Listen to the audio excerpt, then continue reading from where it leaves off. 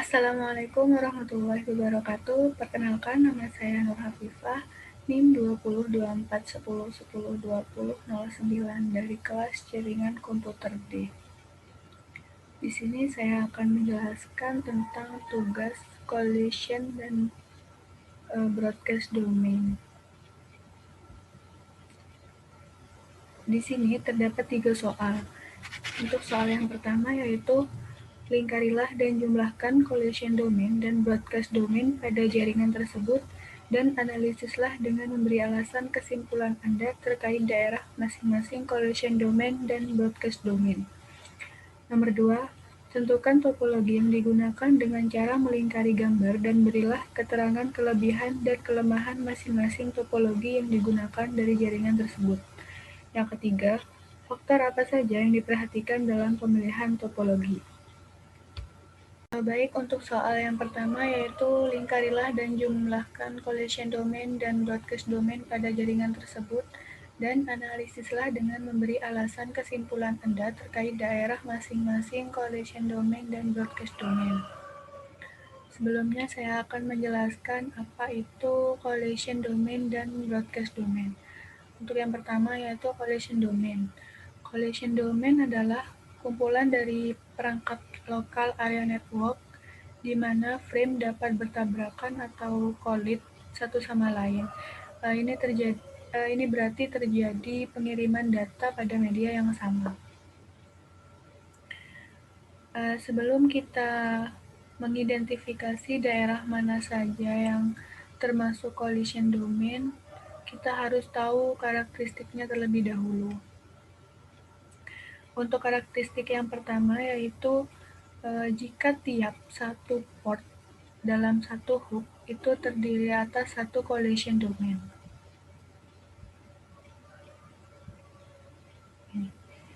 Di sini terdapat 3 PC yang terhubung dalam satu hook. Maka ini disebut sebagai satu collision domain. Untuk portnya sendiri itu adalah jaringan yang menghubungkan hook ke PC-nya. Di sini juga sama, terdapat satu collision domain.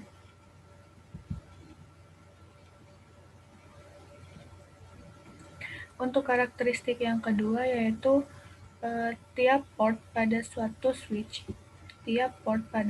switch itu terdiri atas satu collision domain. Nah, dari satu switch ini terdapat 4 port. Maka di sini terdapat 4 collision domain, yaitu 1, 2, 3, dan 4. Nah, di sini terdapat 4 port yang menghubungkan ke access point, ke server, ke router, dan ke hub itunya sendiri. Di sini berarti juga sama, terdapat 4 collision domain.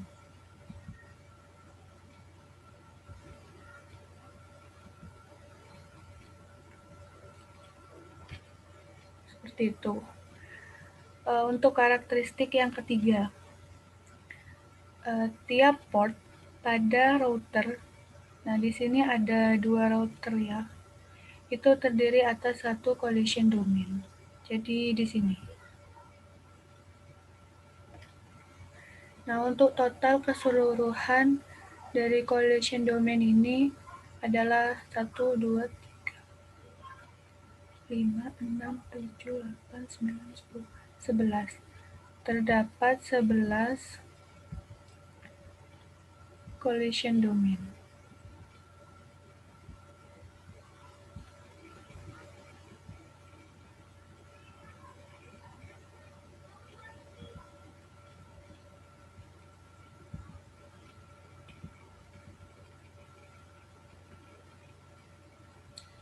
Seperti itu.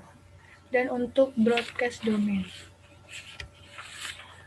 Apa itu broadcast domain? Broadcast domain secara umum didefinisikan sebagai semua device atau perangkat yang dapat mengetahui sinyal yang berasal dari perangkat network tertentu yang berada dalam satu segmen. broadcast domain ini dapat berada pada segmen jaringan yang sama maupun berbeda. Untuk mengetahui broadcast domain dari sebuah jaringan, kita harus tahu karakteristiknya juga. Untuk yang pertama, tiap port pada satu router terdiri atas satu broadcast. Jadi di sini hanya ada satu broadcast domain saja.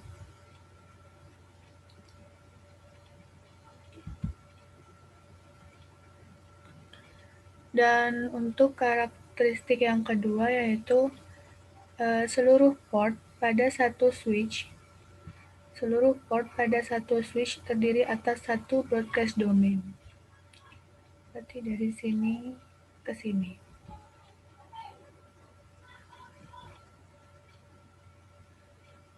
Ini juga terdapat satu broadcast domain.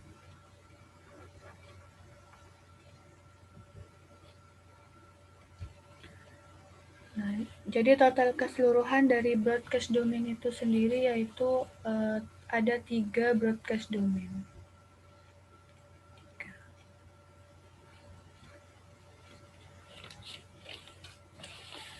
Nah, terkait kesimpulan dari masing-masing daerah collision domain dan broadcast domain, mungkin bisa disimak dari pengertian apa itu router, switch, hub, dan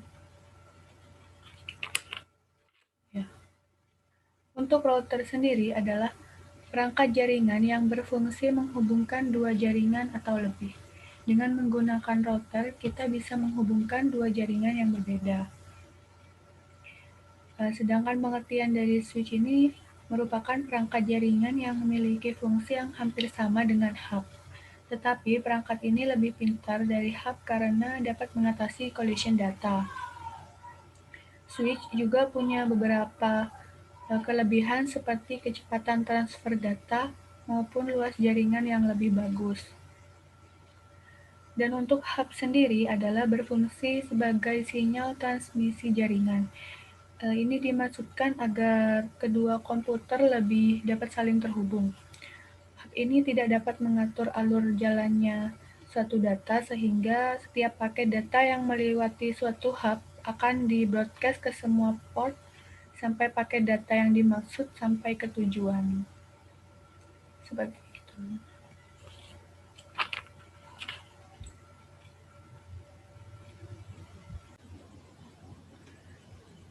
Baik, selanjutnya nomor 2. Tentukan topologi yang digunakan dengan cara melingkari gambar dan berilah keterangan kelebihan dan kelemahan masing-masing topologi yang digunakan dari jaringan tersebut. Jadi saya akan menjelaskan topologi yang digunakan dalam jaringan ini adalah topologi star. Topologi star itu yang ini. Ini merupakan topologi star.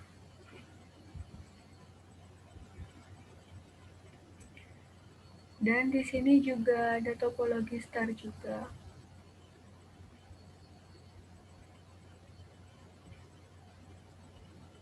Jadi terdapat dua topologi star di sini.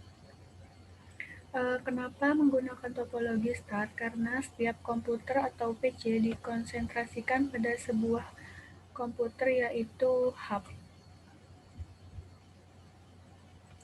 Dan menggunakan topologi bus,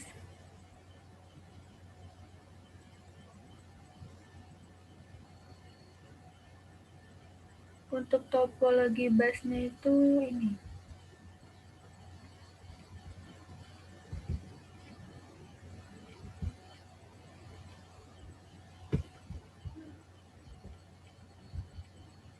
Ini menggunakan topologi bus.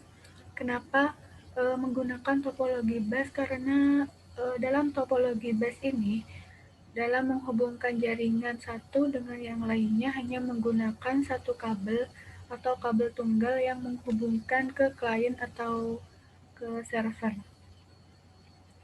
Nah, dari dua topologi ini, star dan bus, ini merupakan gabungan dari dua topologi yang disebut sebagai topologi tree. Nah, topologi tree itu adalah penggabungan antara topologi start dan topologi bus yang menghubungkan antara satu komputer dengan komputer lainnya dalam satu jaringan yang berpusat pada sebuah komputer pusat.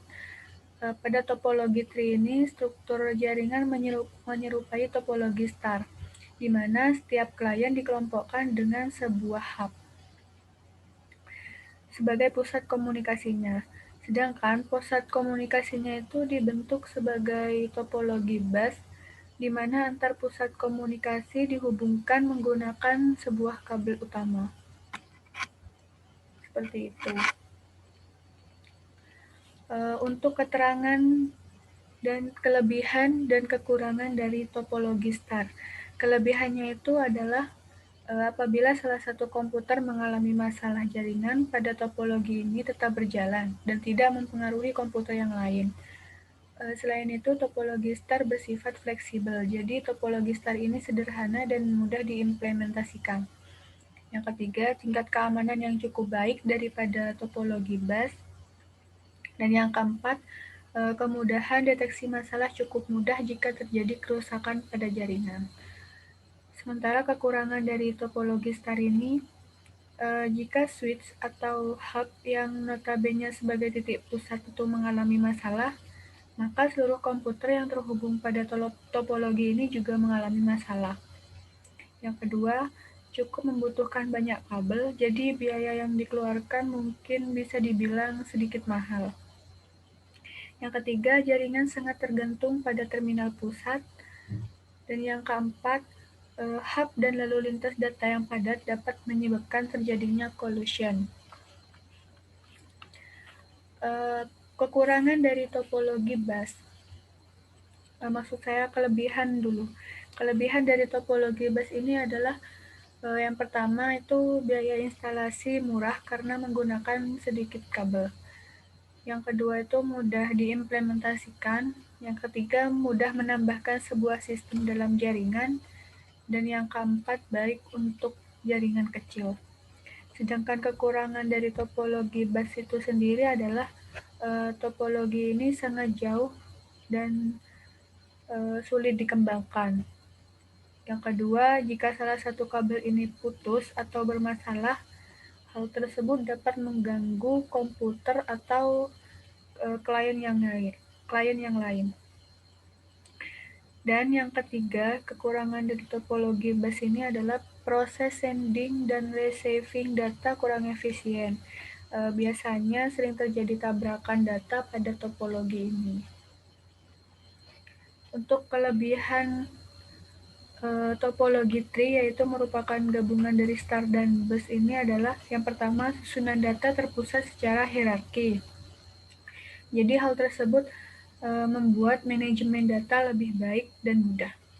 Untuk yang kedua, mudah dikembangkan dengan jaringan yang lebih luas lagi. Yang ketiga, didukung oleh hardware dan software yang dari beberapa perusahaan. Sementara kekurangan dari topologi tree ini adalah apabila komputer yang menduduki tingkatan tertinggi mengalami masalah, maka komputer di bawahnya akan ikut bermasalah juga. Yang kedua, dapat terjadi tabrakan file data atau collision. Yang ketiga, lebih sulit untuk mengkonfigurasi dan memasang kabel daripada topologi-topologi yang lain. Next.